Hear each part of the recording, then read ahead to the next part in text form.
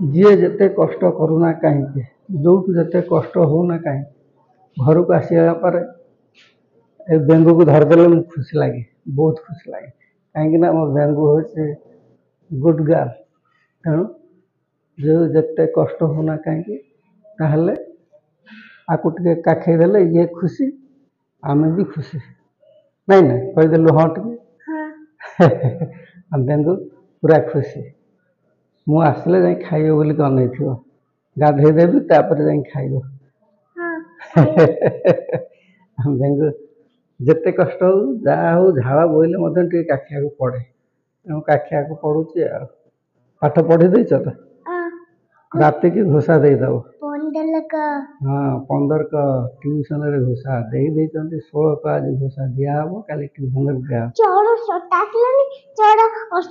ହଉ ହଉ ଯୋଉଟା ଆଇଲାନି ଘୋଷି ଦବା, ବୁଝିପାରିଲ? ଏଇ ହଉଛି ତ ଆମର